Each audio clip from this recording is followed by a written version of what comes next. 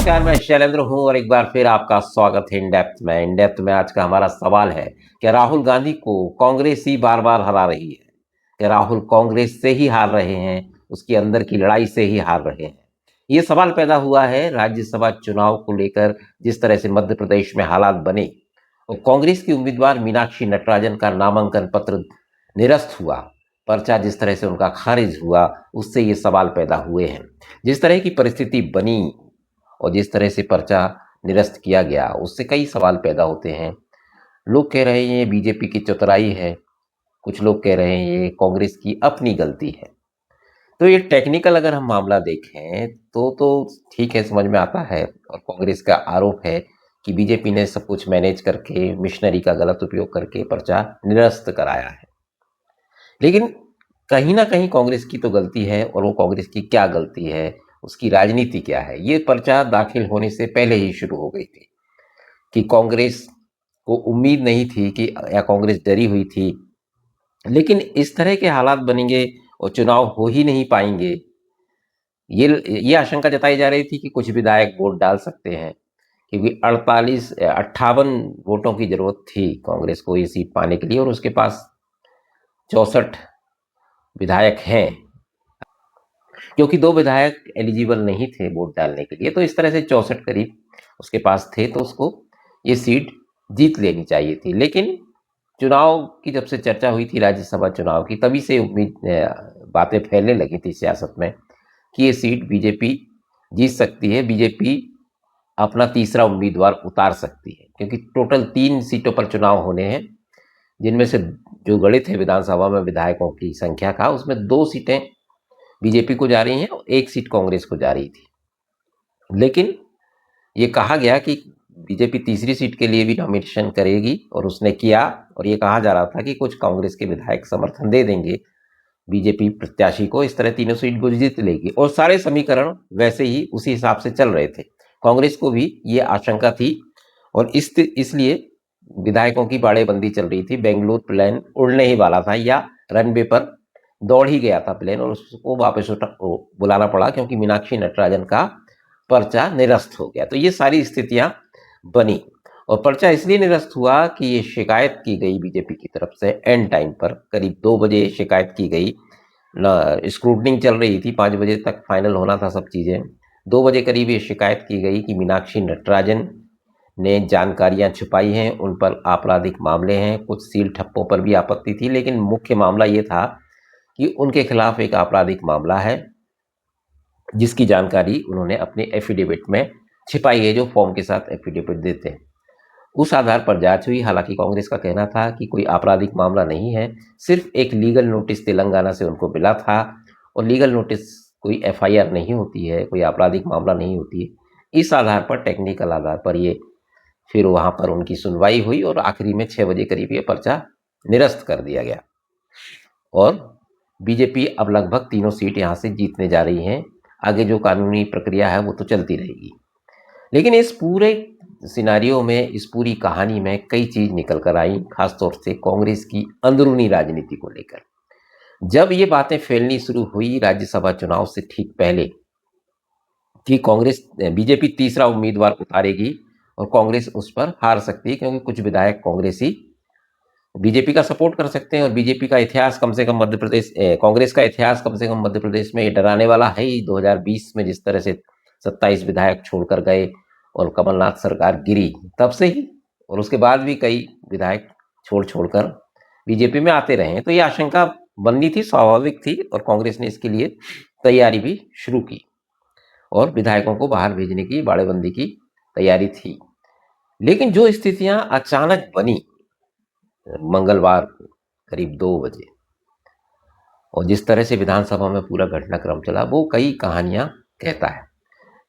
जैसे पहले आशंका थी कि बीजेपी क्रॉस वोटिंग करवाने की कोशिश करेगी, तो ये बात सामने आई पार्टी की तरफ से, खासतौर से प्रदेश संगठन की तरफ से या प्रदेश के नेताओं की तरफ से, कि कुछ ऐसे नेता को टिकट मिलना चाहिए राज्यसभा की जो संभाल सके सारे विधायकों को, क्रॉस वोटिंग ना हो। तो इसमें कमलनाथ का नाम आया।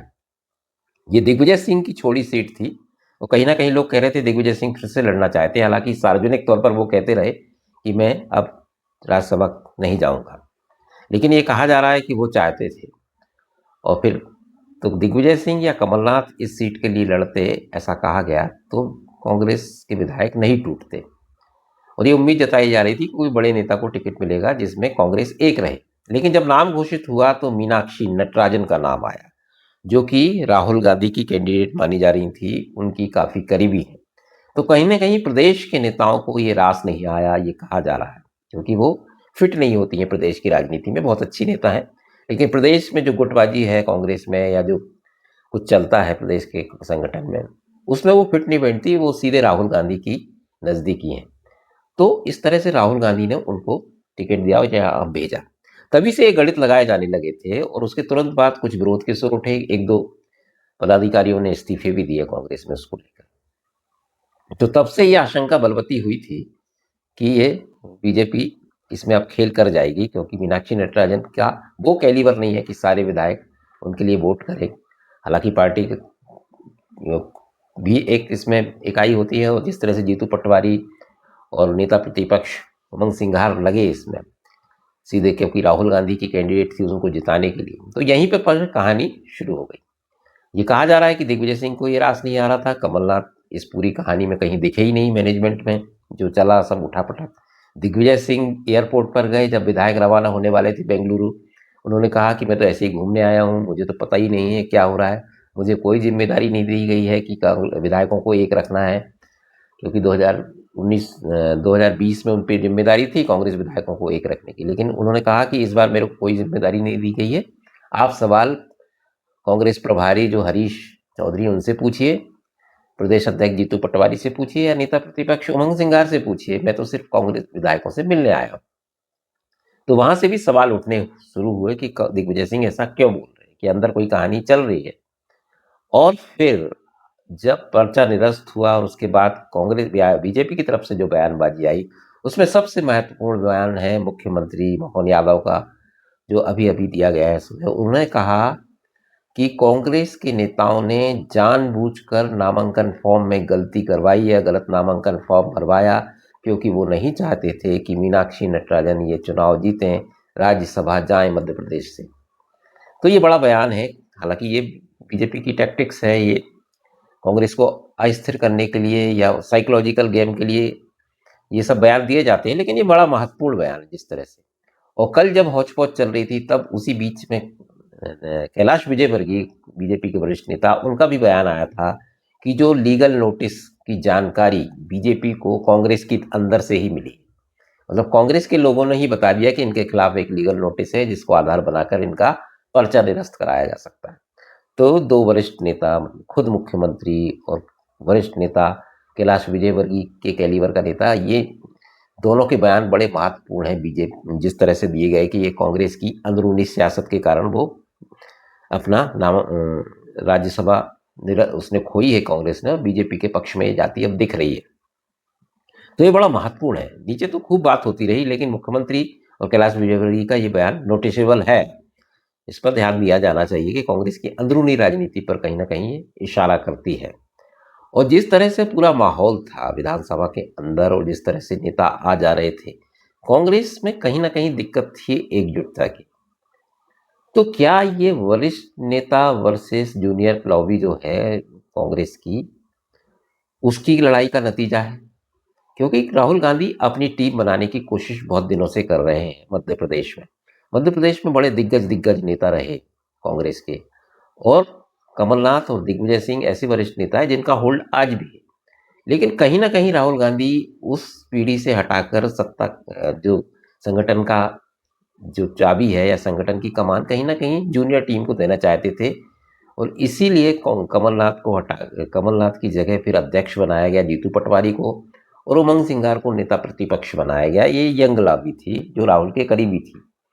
तो ये रास नहीं आ रहा है क्या कमलनाथ और दिग्विजय सिंह को कि कमान कहीं और जाए, क्योंकि कमलनाथ के, हालांकि दोनों के साथ एज फैक्टर है, लेकिन कमलनाथ के बेटे नकुलनाथ भी का भी भविष्य का सवाल है, और दिग्विजय सिंह के बेटे जयवर्धन के बारे में तो आप जानते ही हैं, वो तो अच्छे खासे सक्रिय नेता हैं।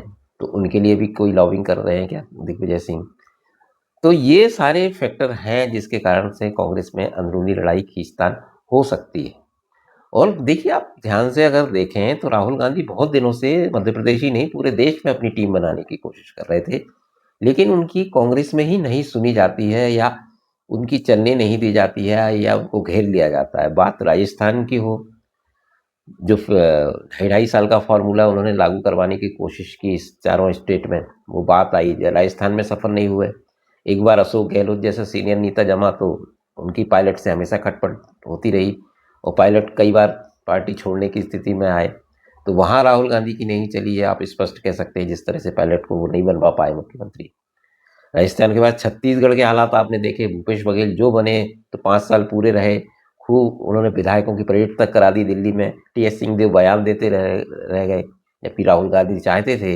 एक खबरें हैं कि वो 2.5 साल बाद टी.एस. सिंहदेव बने, तो वहाँ भी राहुल गांधी की नहीं चली। वहाँ भी राहुल गांधी कांग्रेस से ही हारे, राजस्थान में भी कांग्रेस से ही हारे, 2020 में मध्य प्रदेश में भी कांग्रेस से ही हारे। जिस तरह से ज्योतिरादित्य सिंधिया पार्टी छोड़कर गए 27 विधायकों के साथ, और इतनी मेहनत से जो सरकार बनाई थी, कमलनाथ सरकार बनी थी, वो गिरी, तो वहाँ भी राहुल हारे। तो राजस्थान, छत्तीसगढ़, मध्य प्रदेश, सिर्फ कर्नाटक में वो सफल हुए हैं, उनकी चलिए। तो राहुल बार बार हारते हैं, ऐसा नहीं है, वो पार्टी के अंदर से ही हारते हैं। ऐसा नहीं है कि जनता उनको सपोर्ट नहीं करती, या कांग्रेस इस स्थिति में नहीं होती कि वो चुनाव जीत सके। मध्य प्रदेश में जीती 2018 में, लेकिन गिर गई सरकार। तो राहुल, कांग्रेस के लिए जो माहौल बनता है उसको कांग्रेस संगठन ही कहीं ना कहीं डैमेज कर देता है, और राहुल लाख कोशिश करते हैं लेकिन संगठन के अंदर ही वो हारते हैं। और मीनाक्षी नटराजन का फॉर्म, जिस तरह से मध्य प्रदेश में कांग्रेस उम्मीदवार थी वो राज्यसभा की, जिस तरह से फॉर्म निरस्त हुआ, चुनाव तो हो ही नहीं पाए। विधायक अगर क्रॉस वोटिंग करते तो वो बात की स्थिति थी कि बीजेपी ने 10 करोड़ देके खरीद लिया, 5 करोड़ देके खरीद लिया, वो नौबत ही नहीं आई। इधर पहले ही हरा दिया गया उनको, मीनाक्षी नटराजन को। कहीं ना कहीं कांग्रेस से गलती हुई है, और ये खींचतान है। अगर मुख्यमंत्री और कैलाश विजयवर्गीय के बयानों को आप देखें, हालांकि वो बरगलाने वाले बयान भी हो सकते हैं कांग्रेस की अंदरूनी सियासत को गरमाने के लिए, लेकिन उनमें दम तो है। इतनी बड़ी गलती कैसे होगी? अब ठीक है, टेक्निकली कुछ भी कहती रहे कांग्रेस, लेकिन है तो एक एफिडेविट की जानकारी नहीं दी गई। और ऐसा पहले भी हुआ है मध्य प्रदेश में, जब सुषमा स्वराज के खिलाफ राजकुमार पटेल लड़े थे विदिशा संसदीय सीट से, तो उनका फॉर्म निरस्त हो गया था और आराम से जीत गई थी सुषमा स्वराज। एक तरह से खाली मैदान हो गया था। तो ये बार बार क्यों होता है, कांग्रेस के साथ ही क्यों होता है? और राहुल कहीं ना कहीं इसमें अध्यक्ष ही हारता है, पार्टी का अध्यक्ष ही हारता है, पार्टी ही हारती है। तो क्या कांग्रेस को कांग्रेस ही हराती है, हराते हमेशा हराते आई है? और क्या राहुल गांधी अब कांग्रेस से ही लड़ रहे हैं, अंदर ही लड़ रहे हैं? वो बाहर की लड़ाई कब लड़ेंगे? तो ये बड़ा महत्वपूर्ण है पूरी राजनीति अगर हम समझें। जिस तरह से मध्य प्रदेश में कल जो घटनाक्रम हुआ राज्यसभा चुनाव को लेकर, उससे आप अंदाजा लगा सकते हैं कि कांग्रेस में क्या चल रहा है। बीजेपी पर कांग्रेस लाख आरोप लगाते रहे, क्योंकि ये राजनीति है, इसमें आप विरोधी दल तो आपका खेलेगा ही, साम दाम दंड भेद वो अपनाएगा ही। आपको उसका सामना करने के लिए तैयार रहना है ना, ये तो राजनीति है, इसमें कोई प्यार तो जताएगा नहीं। आपको हराने की कोशिश की जाएगी, साम दाम दंड भेद। और बीजेपी जैसी माहिर पार्टी तो ये करती ही है। तो गलती तो आप में ही है, कांग्रेस में ही है। और राहुल फिर एक बार हारे हैं, कांग्रेस से ही हारे, ये कहा जा सकता है। तो फिलहाल इस वीडियो में इतना ही, दीजिए इजाजत, नमस्कार।